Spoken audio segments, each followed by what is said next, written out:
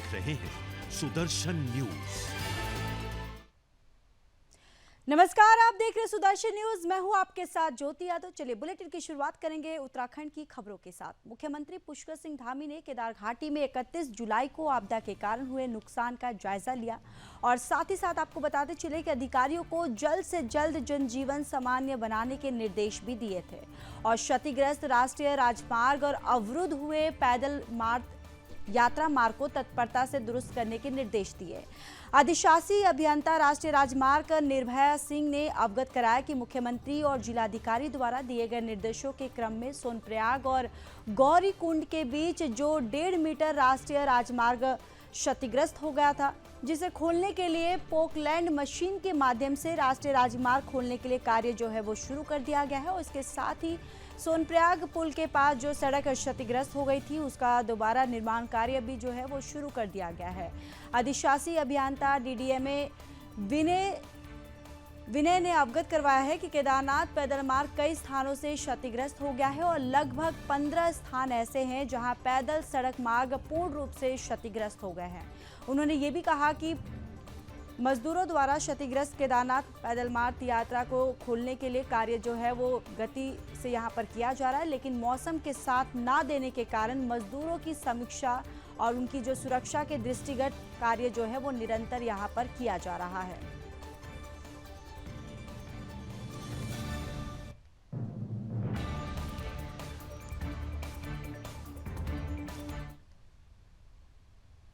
तो चलिए बढ़ते अगली बड़ी खबर की ओर। केदारनाथ धाम के लिए फिर से हेली सेवा जो है वो सुचारू रूप से चालू हो गई है और सरकार हेली सर्विस के जरिए केदारनाथ धाम जाने वाले यात्रियों को टिकट में 25% की छूट देगी और इसके अलावा केदारनाथ धाम के पैदल मार्ग को दुरुस्त करने के लिए काम भी किया जा रहा है। मुख्यमंत्री पुष्कर सिंह धामी ने स्वयं रुद्रप्रयाग के प्रभावित क्षेत्रों का दौरा करके शासन के वरिष्ठ अधिकारियों और जनप्रतिनिधियों के साथ बैठक भी की है और आवश्यक दिशा निर्देश भी दिए हैं। सचिव आपदा विनोद कुमार सुमन का कहना है कि केदारनाथ यात्रा मार्ग रेस्क्यू ऑपरेशन जो है वो वहां पर पूरा हो चुका है और अभी 29 जगह पर रास्ते जो है वो बंद है, जिनमें अधिकतर जगह काम शुरू हो चुका है और जल्द ही पूरा कर यात्रा शुरू कर दी जाएगी।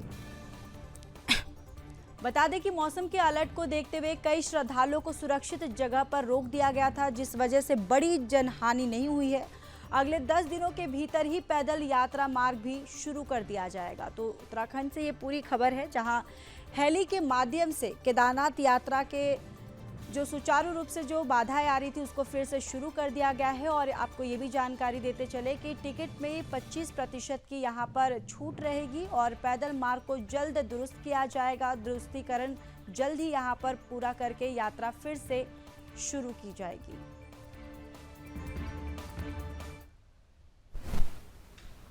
नीचे की तरफ मंदिर के नीचे थोड़ा सा कटान हुआ था, उसको जिलाधिकारी देख रहे हैं। जो भी वहाँ पे प्रस्ताव होगा उसके अनुसार कार्रवाई होगी।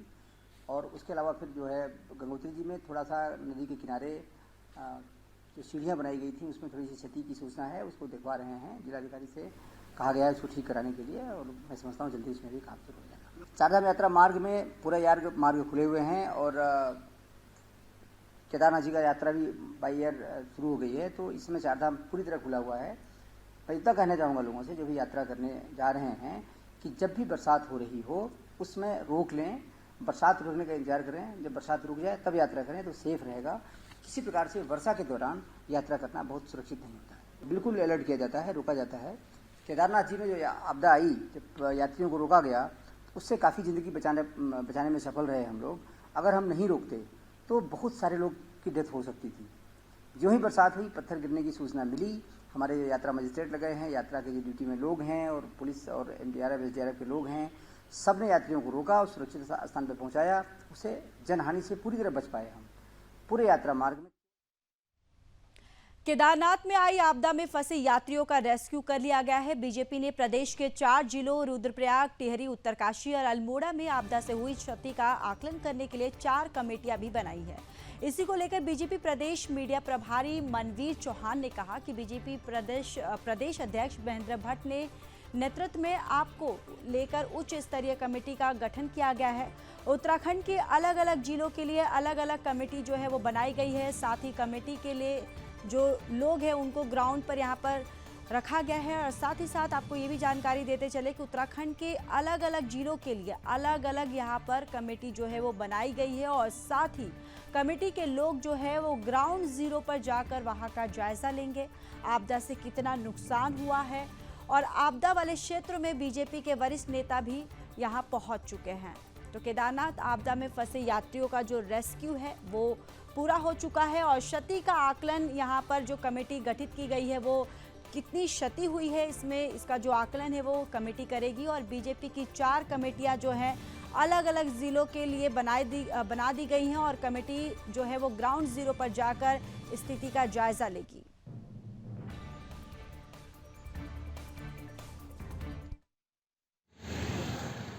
देखिए, भारतीय जनता पार्टी और भारतीय जनता पार्टी की सरकार, हमारे एसओसी मुख्यमंत्री माननीय पुष्कर सिंह धामी जी 24 घंटे आपदा को लेकर के स्वयं वो मॉनिटरिंग कर रहे हैं। हमारे प्रदेश अध्यक्ष आदरणीय महेंद्र भट्ट जी ने अपने संगठन को भी आपदा राहत कार्यों में सहयोग देने के लिए निर्देशित किया है और इसी के तहत भारतीय जनता पार्टी ने बागेश्वर, अल्मोड़ा, उत्तरकाशी, टिहरी और रुद्रप्रयाग जिले में जिस तरह के जो आपदा की घटनाएं हुई हैं, बादल फटने की जो घटनाएं हुई हैं, भारी नुकसान वहां पर हुआ है, इसको लेकर के भारतीय जनता पार्टी के कार्यकर्ता अधिक से अधिक अपना सहयोग आपदा राहत कार्यों में दें और आपदा कितना नुकसान कहाँ हुआ है इसको लेकर के आकलन करने के लिए भी एक समिति, उच्च स्तरीय समिति प्रदेश स्तर पर गठित की गई अलग अलग जिलों के लिए।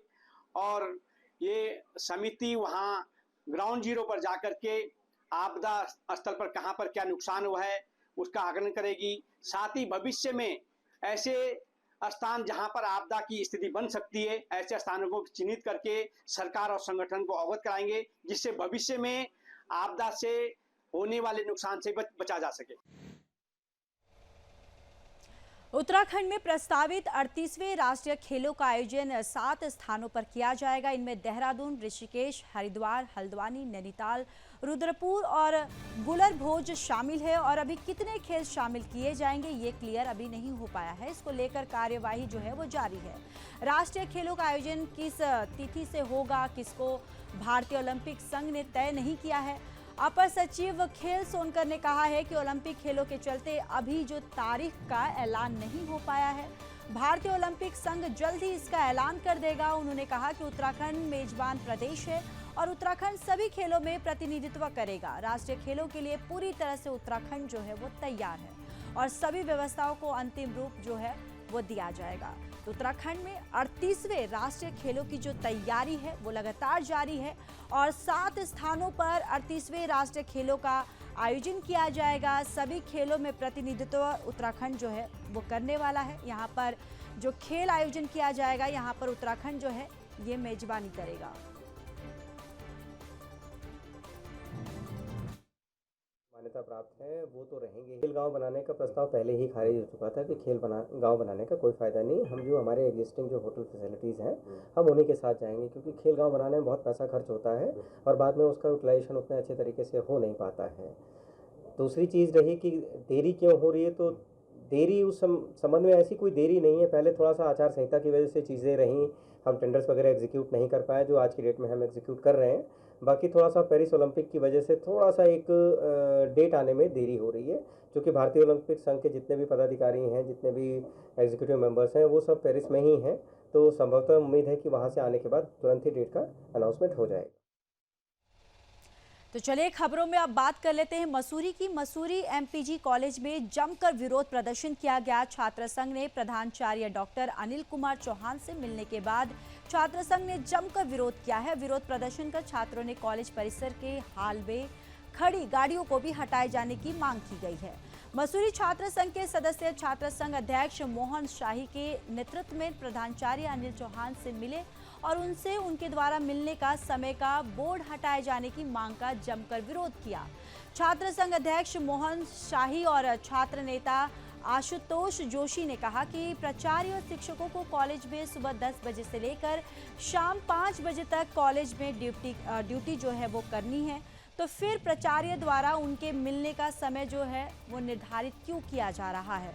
उन्होंने कहा कि कॉलेज में कोई भी व्यक्ति कभी भी कॉलेज समय में आकर प्राचार्य से मिल सकता है, लेकिन प्राचार्य द्वारा बेवजह के नियम लागू करके लोगों को परेशान करने का काम कर रहे हैं और जो बर्दाश्त नहीं किया जाएगा। उन्होंने कहा कि प्राचार्य अनिल चौहान ने कार्यभार संभाला है तब से कॉलेज परिसर के हाल में शिक्षक द्वारा गाड़ियां खड़ी की जाने लगी हैं, जो नियम के अनुसार गलत है। उन्होंने कहा कि कॉलेज पढ़ाई का मंदिर है, परंतु यानी कि कुछ समय से देखा जा रहा है कि कॉलेज में कुछ लोग बेवजह की राजनीति कर रहे हैं और जिससे छात्रों को भारी नुकसान हो रहा है। उन्होंने कॉलेज प्रबंधन समिति से कॉलेज के बाहर कॉलेज की भूमि पर नगर पालिका द्वारा अनाधिकृत रूप से यहाँ पर दुकानों का जो निर्माण है वो किया गया है और जिसको लेकर यहाँ पर लगातार जो शिक्षक जो छात्र हैं वो मांग कर रहे हैं कि यहाँ पर ये पार्किंग का जो निर्माण कार्य है उसे रोका जाए, यहाँ पर पार्किंग की जो व्यवस्था है उसे हटाया जाए। उन्होंने कहा कि कॉलेज में किसी प्रकार की अनियमितता बर्दाश्त नहीं की जाएगी।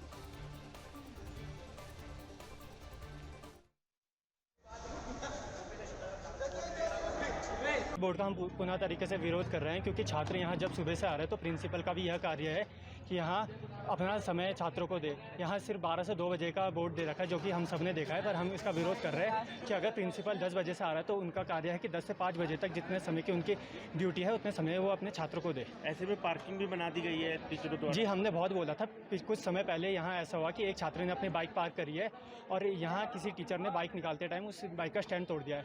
तो जब हम कैमरे देखने गए तो कैमरे भी बंद नहीं है और हमने जब टीचर से बोला तो उन्होंने बोला ये स्टाफ पार्किंग है, तो हम इसका पुनः तरीके से विरोध करते हैं। मैं एक्चुअली अभी मैंने कल ही नोटिस निकाला, संयुक्त निदेशक का एक पत्र आया। 9:30 बजे से 4:30 बजे हमारे शिक्षक साथी रहेंगे, मैं स्वयं उपलब्ध रहूँगा और 12 से 2 कोई रेस्ट्रिक्शन नहीं है।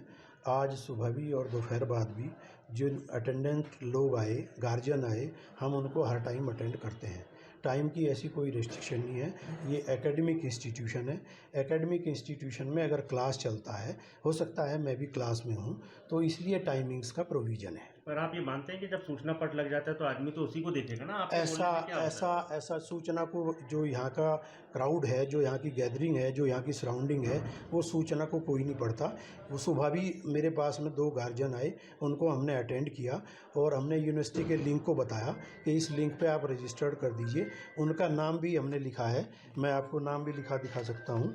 हम सब बच्चों के छात्र हित में काम करते हैं और हमने इस कॉलेज में, महाविद्यालय में 24 साल में IIQA नहीं हुआ, उसको हमने पास कर लिया, SSR को पास कर लिया, DVV को पास कर लिया, NAC होना सुनिश्चित है। कोई भूमिका नहीं है और ना हम कोई कोर्ट में पार्टी हैं, ठीक है ना। हमारा ये संवेदनशील मसला है, हम लोग उसमें कहीं मतलब पार्टिसिपेट नहीं कर रहे। राजनीति से प्रेरित तो नहीं है पूरा मामला? मैं उसको डिफाइन नहीं कर सकता। तो ये बोर्ड हटेगा नहीं हटेगा? नहीं, बोर्ड के ऊपर जो है, बोर्ड जब हमने आपको एक बात कह दी कि हम बच्चों के लिए जब तक कॉलेज टाइम में आप बच्चों के लिए बोर्ड लगाने का औचित्य क्या है? बच्चों के लिए छात्र हित में हम उपलब्ध हैं। मैं बोर्ड की बात कर रहा हूं। बोर्ड का मैंने आपको बताया, ये एकेडमिक इंस्टीट्यूशन है। एकेडमिक इंस्टीट्यूशन, आपकी क्लासेस रहते हैं 12 से 2 में हमारी क्लासेज नहीं होती हैं, मतलब ऑलमोस्ट सभी लोग लंच पे होते हैं और मैं यहाँ सुबह 1 घंटे का लंच होता है आपको? नहीं, लंच नहीं होता। मैं तो सुबह आता हूँ, बीच में लंच में नहीं जाता हूँ, एक बार ही जाता हूँ। और अभी शासन की तरफ से भी 10 बजे से 5 बजे तक हमारी बायोमेट्रिक जारी है। अच्छा, तो ऐसे में छात्र कह रहे हैं कि बोर्ड हटाना पड़ेगा? छात्र वो जिद वाली बात है, हमने आपके सामने संज्ञान लिया और हम छात्र हित में बात करते हैं। अगर बच्चा कोई 12 से 2 भी आएगा, हम उसको अटेंड करेंगे। कैंपस ऐसा नहीं है। 1st, 3rd और 5th के अभी हमारे यहाँ एडमिशन चल रहे हैं। जैसे ही क्लासेज शुरू होंगी तो ये सब बाहर हो जाएंगे। तो वैसे तो पार्किंग नहीं होनी चाहिए ना कॉलेज प्रीमाइसेस के अंदर? अभी आप मेरी इस बात का भी संज्ञान लीजिए कि 1st सेम के एग्ज़ाम CUT से होने हैं, 2 से 11 रजिस्ट्रेशन है, 3rd सेमेस्टर और 5th सेमेस्टर के एडमिशन शुरू होंगे तो ये प्रीमिसेस से बाहर हो जाएगी। हम कहना चाह रहे हैं कि जो कॉलेज में जो टाइमिंग लगा रखी है सर के द्वारा 12 से 2 वाली, वो टाइमिंग हटानी चाहिए, क्योंकि हमारा मानना है कि प्राचार्य हमेशा 10 बजे से 5 बजे तक कॉलेज की टाइमिंग का पूर्ण रूप से फ्री होना चाहिए। क्योंकि प्राचार्य की जरूरत जैसे किसी सिग्नेचर से लेकर हो या किसी सेमिनिस्टर से लेकर हो या किसी भी अन्य कार्य के लिए हमेशा ज़रूरत पड़ती है, इसके लिए 12 से 2 वाला टाइमिंग हटा देनी चाहिए।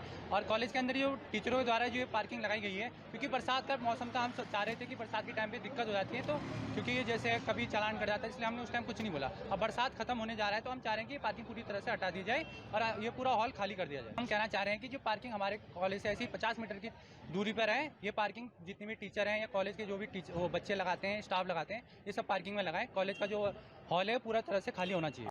क्या नाम है? राज्यपाल लेफ्टिनेंट जनरल गुरमीत सिंह से राजभवन में मुख्यमंत्री पुष्कर सिंह धामी ने शिष्टाचार भेंट की। इस मुलाकात में प्रदेश के विभिन्न मुद्दों पर विचार विमर्श भी किया गया। इस दौरान राज्यपाल को मुख्यमंत्री के केदारनाथ पैदल मार्ग के क्षतिग्रस्त होने के बाद प्रशासन द्वारा किए जा रहे राहत और बचाव कार्यों की प्रगति के बारे में जानकारी दी। इस दौरान राज्यपाल को मुख्यमंत्री ने हाल ही में संपन्न हुई कांवड़ यात्रा और प्रदेश में मानसून की स्थिति से भी अवगत करवाया। इस अवसर पर राज्यपाल ने केदारनाथ में चल रहे राहत और बचाव कार्यों हेतु स्वयं मौके पर पहुंचकर नेतृत्व करने के लिए मुख्यमंत्री की प्रशंसा की है। तो राज्यपाल ने सीएम पुष्कर सिंह धामी से यहां पर मुलाकात की है। ये जो मुलाकात है वो शिष्टाचार भेंट है और प्रदेश के विभिन्न मुद्दों पर विचार विमर्श किया गया है इस मुलाकात के दौरान। और सीएम ने संपन्न हुई कांवड़ यात्रा के बारे में राज्यपाल को बताया, जिसके लिए राज्यपाल गुरमीत सिंह ने मुख्यमंत्री पुष्कर सिंह धामी की प्रशंसा की।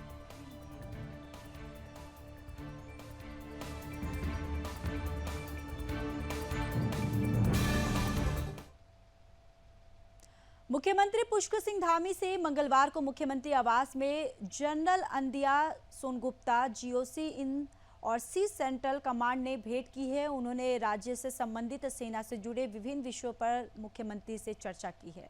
तो यहाँ पर आपको बताते चले कि सेंट्रल कमांड से मुख्यमंत्री पुष्कर सिंह धामी ने मुलाकात की है और ले जनरल अंदिया और सेन गुप्ता, जीओसी, इन सभी से मुख्यमंत्री पुष्कर सिंह धामी ने मुलाकात की और सेना से जुड़े विभिन्न विषयों पर चर्चा भी की है। ये तस्वीरों में भी आप देख सकते हैं कि यहाँ पर एक आर्मी की तस्वीर उनको भेंट की गई है और यहाँ पर मुख्यमंत्री पुष्कर सिंह धामी से यहाँ पर मुलाकात उन्होंने की है और साथ ही साथ सेना से जुड़े विभिन्न विषयों पर चर्चा भी की है।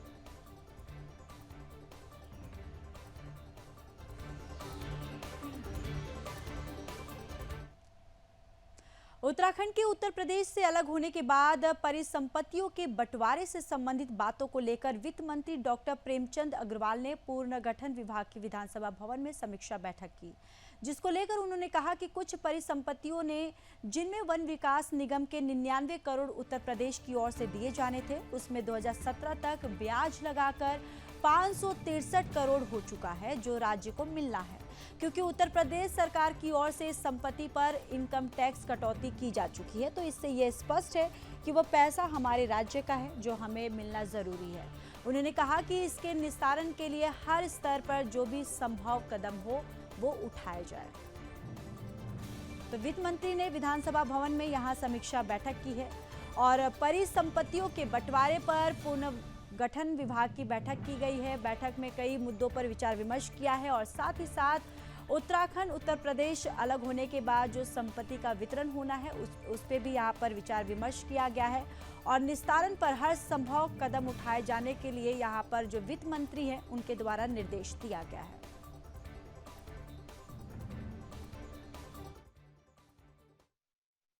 देखिए, आप जानते हैं कि जैसे उत्तराखंड राज्य का निर्माण हुआ और उत्तर प्रदेश, क्योंकि आप जानते हैं कि हम पहले उत्तर प्रदेश में हुआ करते थे और उनसे अलग होने के बाद कुछ संपत्तियों का बंटवारा हमारे माननीय धामी जी और माननीय उत्तर प्रदेश के मुख्यमंत्री आदरणीय योगी साहब के बीच में जो बातचीत का सिलसिला जारी हुआ, उसमें बहुत से मुद्दे तय हुए, लेकिन अभी कुछ मुद्दे तय होने बाकी हैं, जिसको लेके मैंने आज अधिकारियों से बैठक ली है और उनसे कहा है कि हम जो हमारे ऐसे मुद्दे हैं जिनका निस्तारण होना बाकी है तो उस पर हम लोग आगे कदम बढ़ाएं, क्योंकि आप जानते हैं कि हमारे यहाँ उत्तराखंड के अंदर जैसे वन निगम है और वन निगम को 99 करोड़ रुपया मिलना था और ये 2017 तक जब हमारी बैठक हुई 99 करोड़ रुपए जब मिलना था तो हमने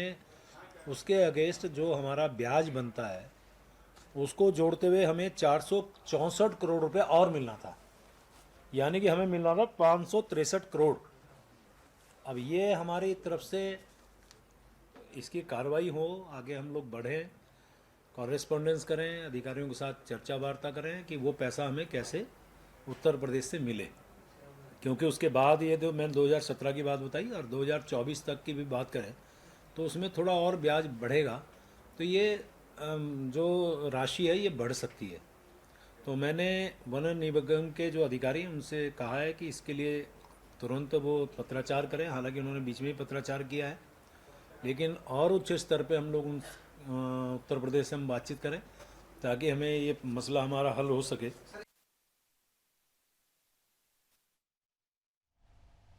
अब खबरों में बात करेंगे रुद्रप्रयाग की, जहां जिला आपदा प्रबंधन अधिकारी नंदन सिंह रजवार ने सभी जन को अवगत करवाया है। उन्होंने बताया कि सोनप्रयाग मंदाकिनी नदी पर आर्मी द्वारा केदारनाथ पैदल मार्ग यात्रा मार्ग में फंसे तीर्थयात्रियों को सुरक्षित निकालने के लिए जो पैदल पुल तैयार किया गया था, अब वो पुल कल रात को लगातार भारी बारिश होने से नदी का जो जलस्तर है वो बढ़ने के कारण पैदल पुल जो है वो बह गया है।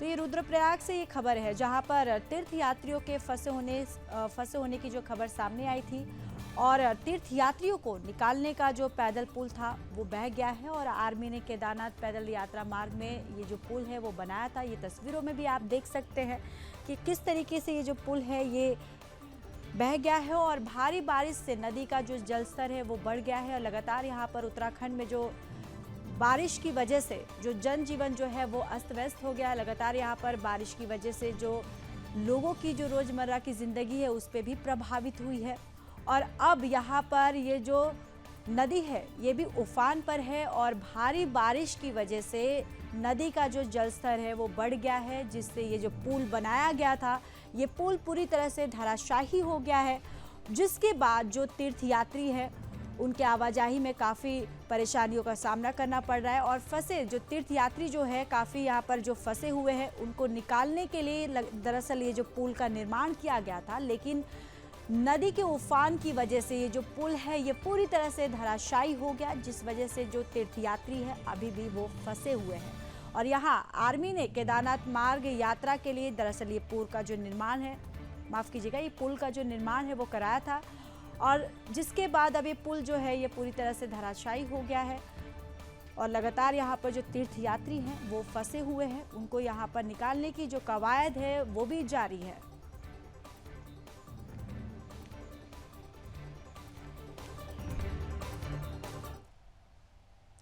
गंगोत्री धाम में दीर्घकालीन आवश्यकताओं को ध्यान में रखते हुए सुविधाओं के विकास और बाढ़ सुरक्षा के लिए नदी तटों पर मजबूत और आधुनिक तकनीक से युक्त सुरक्षा ढांचे का निर्माण की योजनाएं बनाने के लिए प्रशासन से स्तर से तेजी से कार्रवाई की जा रही है। तीर्थयात्रियों की संख्या बढ़ने के कारण गंगोत्री धाम के विस्तार और स्तरीय सुविधाओं के विकास के लिए प्रशासन के स्तर से इन दिनों अनेक योजनाओं का खाका जो है वो तैयार करवाया जा रहा है और इसलिए सिलसिलेवार तरीके से जिलाधिकारी डॉक्टर मेहरबान सिंह बिष्ट ने गंगोत्री धाम का भ्रमण कर इन तमाम कार्यों के लिए प्रस्तावित स्थलों का निरीक्षण किया और प्रस्तावित परियोजनाओं के संबंध में संबंधित विभागों के अधिकारियों के साथ ही गंगोत्री मंदिर समिति के पदाधिकारियों और तीर्थ पुरोहितों और अन्य हितधारकों से विचार विमर्श किया है। उन्होंने इस संबंध में सरकार की प्रतिबद्धता का उल्लेख करते हुए कहा कि गंगोत्री धाम से सुनियोजित विकास के लिए मास्टर प्लान जो है वो तैयार करवाया जा रहा है और साथ ही जिलाधिकारी ने कहा कि धाम के विकास से जुड़ी दीर्घकालीन महत्व की इन परियोजनाओं के प्रस्ताव तैयार कर शासन की स्वीकृति के लिए भेज दिए जाएंगे और इस दौरान जिलाधिकारी ने बाढ़ सुरक्षा के लिए भी संबंधित विभागों को आवश्यक निर्देश दिया। इस दौरान उप निदेशक Gangotri national park RN Pandey, उप जिलाधिकारी विजेश कुमार तिवारी इनके सहित अन्य अधिकारी भी यहां पर उपस्थित रहे।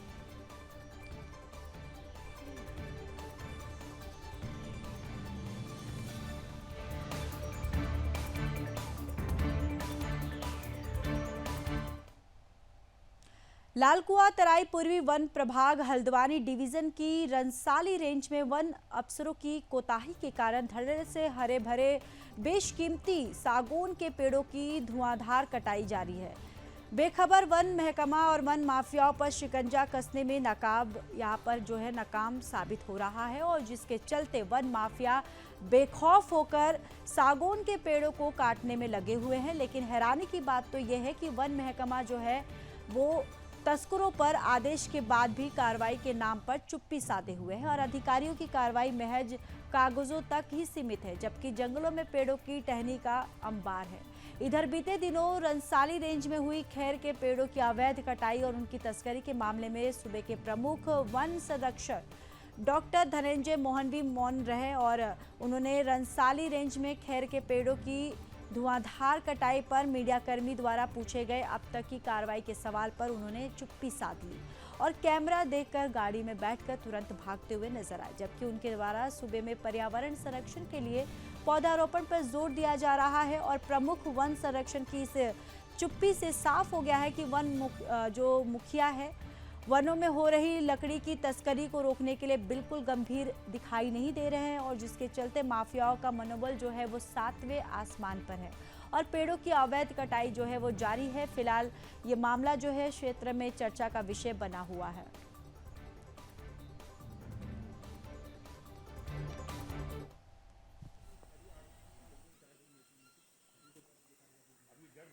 जो ये वन तस्करी का काम चल रहा है और 16 तारीख से जब इनका खुलासा होना चालू हुआ तो इन लोगों ने हमारे वन गुजरों को प्रताड़ित करने का काम किया और इसी बीच इन्होंने एक बाइक उठाकर हमारी आवाज़ दबाने के लिए कहा कि ऐसा तुम्हारी बाइक सीज कर दी जाएगी, आप जो है वन तस्करी की बात करोगे या कहीं शिकायत करते हो तो आपके खिलाफ सख्त से सख्त कार्रवाई की जाएगी। और लगातार हम लोग प्रयासित हैं, हम सब जगह पहुँचे हैं, माननीय विधायक जी के पास भी अपनी शिकायत लेकर पहुँचे हैं और माने हमारे जो वन संरक्षक महोदय वहाँ भी हम लोग गए थे, लेकिन वो इस समय बाहर थे, अपना शिकायत पत्र वहाँ भी देकर आए। और जब हमारे प्रिय मीडिया जो ETV वाले लोगों को पता चला तो हमारी दूरभाष से वार्ता हुई तो यहाँ की चर्चा सुनी तो हम लोगों ने कहा आप भी हमारे बीच आइए, कम से कम पर्दाफाश तो होता है कि हम सही हैं या वन विभाग सही है।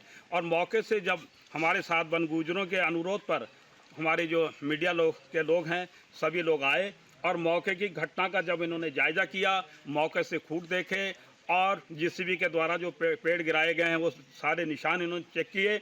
इसी बीच वन विभाग के लोग आ जाते हैं और कहते हैं आप लोग चोर हो, आप लोग तस्करी, आप लोग जंगल में घुस गए हो, ऐसा ये काम तो हमारा चलता रहेगा, आप हमारी आवाज़ को दबा नहीं सकते हो। और हम हमारे जो मीडिया के लोग आए हैं इन लोगों के साथ भी बहुत बड़ी बदतमीज़ी से पेश आए और हम लोगों को धमकाने का काम कर रहे थे। फिर हमारे घरों में घुसे और यहाँ पर आकर कहने लगे कि ऐसा है कि तुम तस्करी की बात अगर करोगे तो तुम्हारे झाले भी गिराए जाएंगे, तुम लोग झाले बना। ये चला है कि जो लकड़ी वहाँ पर एकत्र है जो ट्रॉली से इन्होंने गिराई थी उसमें निकट जो है 15-16 पेड़ जो है उस खैर के हैं, बाकी रौनी के पेड़ हैं, कुछ खड़े पेड़ गिराए हैं और इनको छिपाने के लिए कुछ वनकर्मी जंगल में छिपे थे और JCB लेकर आए थे। जब मीडिया के लोग आए।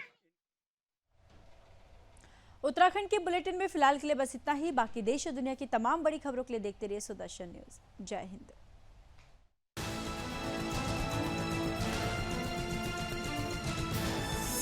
आप देख रहे हैं सुदर्शन न्यूज।